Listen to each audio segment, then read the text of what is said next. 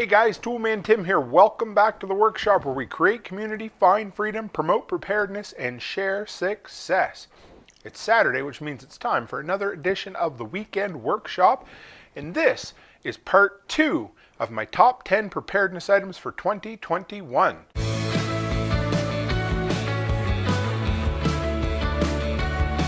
Real quick before we dive in, you want to know more about who I am? Quickest way is toolmantim.co. Run by there, you'll see my social media links, the monthly newsletter, and the shop where you'll see a ton of items just like the ones I'm going to show you today. Got over 100 with another 150 coming. Stuff I've reviewed, stuff I've abused, stuff that's made me money or saved me money in my handyman business. So let's dive into the top 5 preparedness items of 2021. And everything on this list is something that I use basically on a regular basis, something that's either changed my life or improved it a little bit, helped me learn something, basically make things just a little bit better. So number 5, and this has been a popular one over on the shop site on the website, the Govee freezer humidity alarm. Now, if you're into preparedness, you know that having food on hand is important. And if you eat a protein-heavy diet like my wife and I do, having meat on hand is very important. So we buy half a cow, at least once a year, usually anyway, and fill up a deep freeze. And that is a big investment, and you want something that helps protect that investment. So a couple of years ago, I bought the Accurate freezer alarm system, the kind of traditional one that you have a base unit upstairs on your fridge, and then it comes with 2 sensors that you can put in your 2 deep freezes downstairs. Now, some people might have good luck with that. I never did. I couldn't get it to keep a signal, and as soon as I'd get it, it would kick out, and then I'd have to reset it and walk. I could never. And it was only 10 feet. Freezer was down here, fridge was upstairs. I could never get it to work good. Some people had good luck, so I went on the hunt to find a better product. I was flipping through Amazon one day and found this product that was brand new. There was less than 100 reviews on it, had only been out a couple of months. Made by, it's a Chinese import company, Govee, G-O-V-E-E, and they sell a ton of things like intelligent lights and Wi-Fi switches, things like that. But this one really caught my eye. And I started digging into it. It takes 3 AA batteries, so it has a really long life. But what was different between this and all the other sensors I'd seen like this on the market was this isn't just Bluetooth, this is also Wi-Fi. So what that allows me to do is not just keep an eye on it while I'm within range, but it allows me to keep an eye on it anytime, anywhere, any place. And if I'm away for a week on vacation and the sensor gets outside of its range for the temperature wise, it'll send me an alarm to my phone and let me know, holy shit, the power's out, or your freezer quit and you need to get somebody there to take a look at it. Now, some people have a problem with Chinese-made stuff and Wi-Fi connections and things like that, and if you do, I can't do nothing for you. But for me, I'm looking for an inexpensive, effective solution. And I don't care where it's made, where it came from, whatever. If it works, I'm happy with it. And this thing has worked. I bought one. I loved it. 2 weeks later, I bought 2 more of these. I put 3 AA batteries in each one.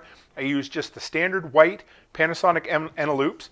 That was in April. This is now 8 months later. They're still running on the same batteries. I could barely get a month out of the old ones. You can set the duration of how often you want it to send you back a signal.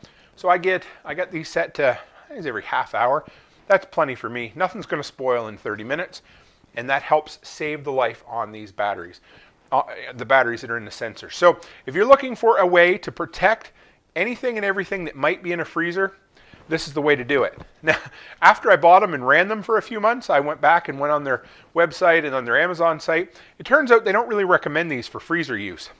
But they really should start because these things have held up significantly well in a cold environment. Number 4 of the top 10 list, and this is a dead simple product that is so effective, I can't believe it works.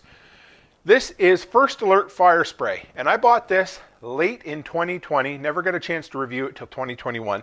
Picked up a 2-pack at Costco one day, and I thought, well, you know what? This right here hopefully is better than an old expired fire extinguisher or no fire extinguisher at all. Anybody can use it. So we did a test video. There was still snow on the ground, so it was probably February of this year. And my then 10-year-old daughters I set a fire in a pot, and I said, put it out with this. Give them no more instructions. Popped the cap off, walked over, sprayed it, put it out. Man, that's really good. And we had an old barbecue that no matter how much I cleaned it, the grease kept building up on it. And 3 times this summer, we had to use this to put out a grease fire, including once my wife did it when I wasn't even home. It's biodegradable, so if you have to put it on food, not that I recommend it, you can still eat the steaks that you were barbecuing.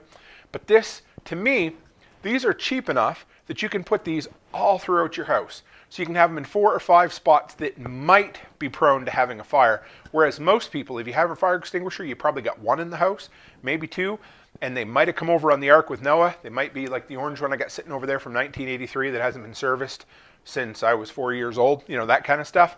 But these are effective. They're long lasting. And they just work. We have gone through basically a can this year. We got about 2/3 left in this one. I got to pick up some more. But if you're looking for something to give you just a little bit of peace of mind, now, I'm not going to go right out and say this will replace a fire extinguisher, because I would still say it's good to have a fire extinguisher on hand. But I have certainly proved through my testing that this is better than no fire extinguisher at all. And I would venture to say that this is better than a fire extinguisher sitting over there that someone has no training on or hasn't been certified. This stuff really, really works. And there's no cleanup afterwards, or very little. Whereas you get the powder fire extinguishers, well, you know what the mess you get. And this is good on your main grease, paper, electrical, all those type of fires. So check this stuff out. Again, there'll be links in the description for all this. But this First Alert fire spray, to me, it's given me a super big peace of mind. In our house, we try to be pretty fire safety conscious.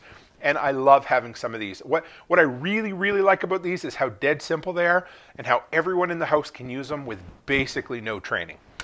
So that one, definitely in my top 5 this year. Now, number 3. And this is I don't have it sitting here because it's too big to bring in, but it's the 200-watt Eco-Worthy solar panel kit.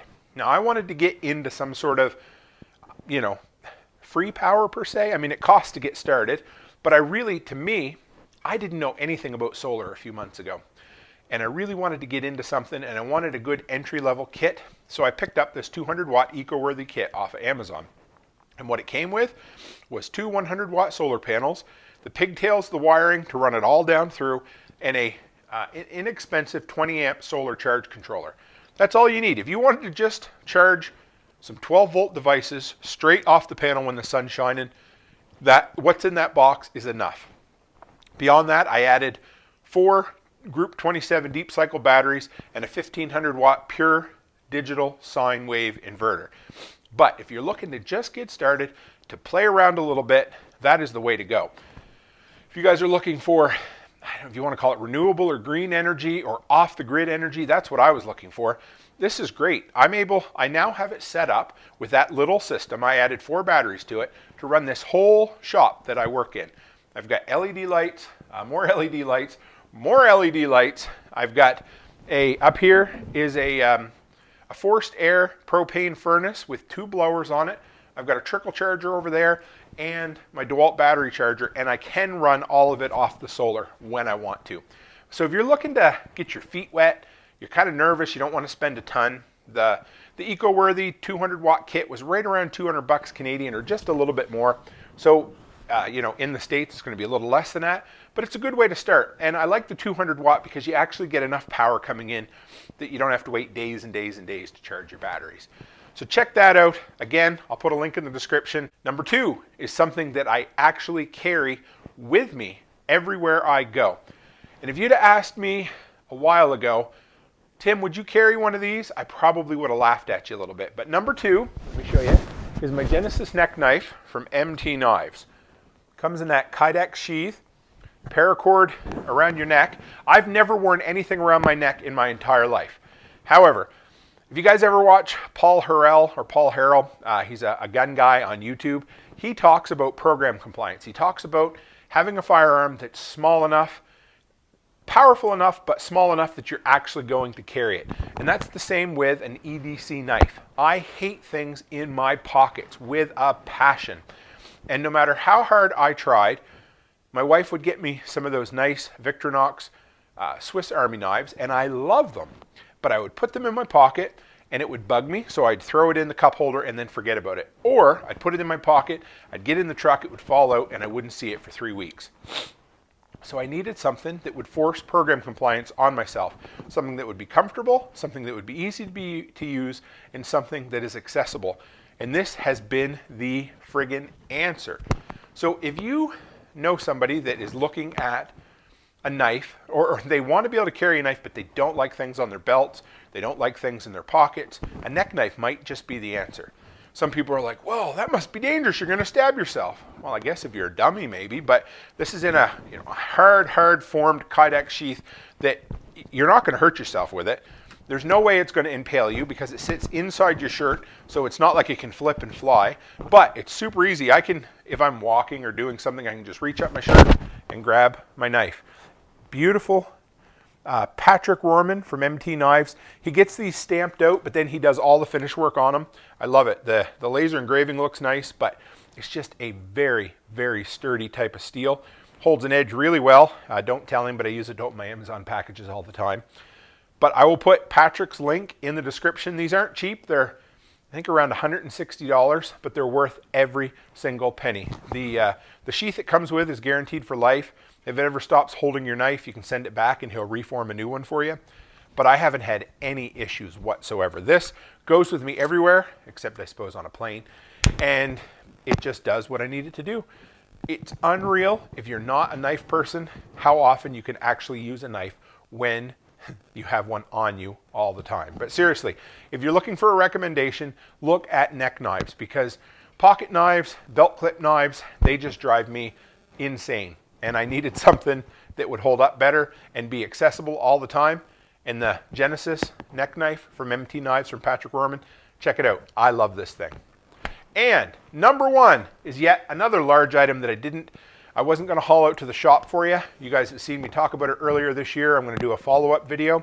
And this is honestly the item that I've used the most this year of all my prepper purchases. And that is the Big Berkey water filter. First off, life pro tip, if you're looking to buy a Berkey water filter, look for the blemished and slightly blemished ones you can buy online. Look for a Berkey dealer, and quite often they'll have them. There's no damage to the filters or to the housing or anything, but it's discoloration or scratching in the stainless steel. I bought the heavily blemished one, took a chance. I saved 20%. It showed up. There's a little bit of kind of discoloration on the back, but it doesn't affect the warranty. It comes with brand new filters.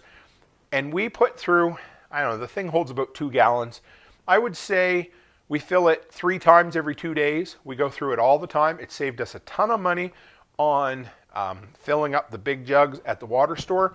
And we've probably cut out our bottled water consumption by about half. Not perfect, but I use it for my coffee. We use it for the water bottles for the girls. We use it for drinking.